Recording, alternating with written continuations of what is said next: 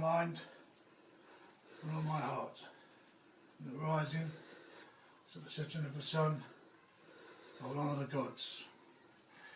Hail the Yesir, hail the Vanir, hail Thrimilcemonath, hail the great Thrimilcemonath, hail Bealdor.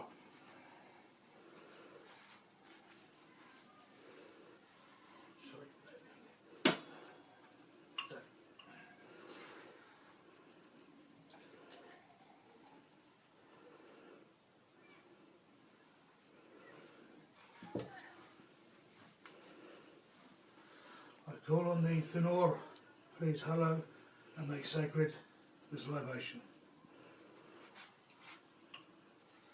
Thenor Vale, Thenor Vale, Thenor Vale.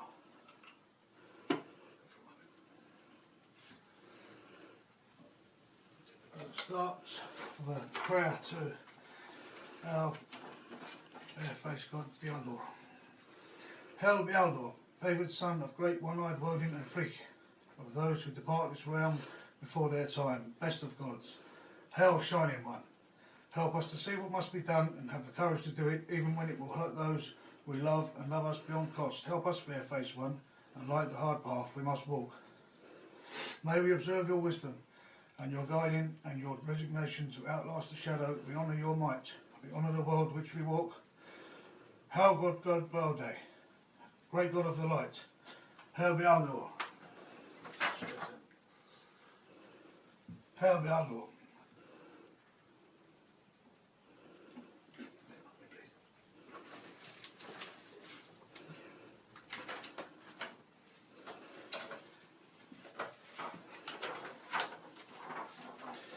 Well, welcome to my Thrimilcemonath blot, which basically means the month of 3 milkings. Now this next article was written by our Anglewita and Eol the Glotel Leofric Ingwing of Anglican Vansadar. This is the time when cows give much milk to the farmers. In Anglican Vansadar, our fellowship holds Thrimilcemonath blot at a time when many old and bygone Anglo-Saxon thews and customs brighten the lives of the shires and townsfolk. Unfortunately, the lockdown has meant that none of our old and ancient thews will spring to life this month, but in other years, English shires and towns would all across our eared land raise the maypole, which we believe is the offspring of the Saxon and West Germanic Thrimilcemonath, our world pillar, and Axis Mundi, which in Norse sources is Yggdrasil, the world tree. Our Bealdor, son of Woden, Thunor, the bleeding god, ascended to the hall of the slain through the Thrimilcemonath. Indeed, our Midgard thrives from the Thrimilcemonath, as Osgard and other worlds and great halls also do. Across this time in England, the home of Anglo-Saxons and Ingwine would also usually be adorned by mummers. Plays and sword dancing, the sword dancing or Morris dancing, the offspring of the old ritual sword dancing, performed by our Saxon forebears in honour of Thrimilcemonath. We also reflect on the destruction of the Thrimilcemonath, which stood proudly in the plain of our Saxon kinsfolk in Old Saxony at the hands of Charlemagne and the Christian Franks.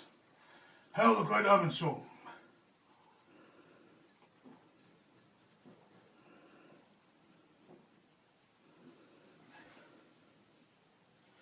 Moreover, in England is the bygone few of folk from the shires and towns choosing a May Queen or Queen and May Cunning King. To many as a representation of a bygone Anglo-Saxon fertility act. The May Queen represents an earth given, while the May Cunning represents Ingwe, who is also the Green Man, an English symbol found on many things, including churches. These pastimes are acts of devotion to the Vanir, or the Vanir in Norse, an act of jubilation during the summer months. The awakened Saxon is never far from struggle, for they always seek to better themselves with greatness, but still they know how to enjoy life, nevertheless with the very best of them.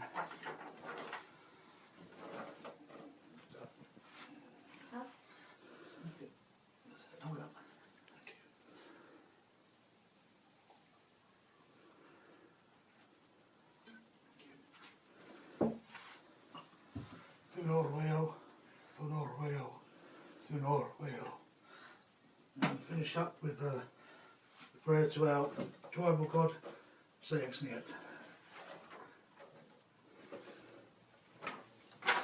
Hail to Thrimilcemonath, helper of the Saxons, sword god, ancestor of kings. We embrace your deeds and words, for so much of your wisdom has been stolen from us by those who would have us forget you.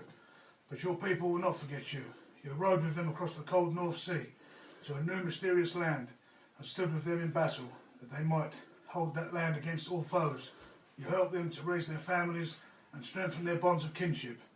You helped them raise their livestock and grow their crops, that they might live in peace and prosperity. We are those people, and your people will not forget you. Hail Thrimilcemonath!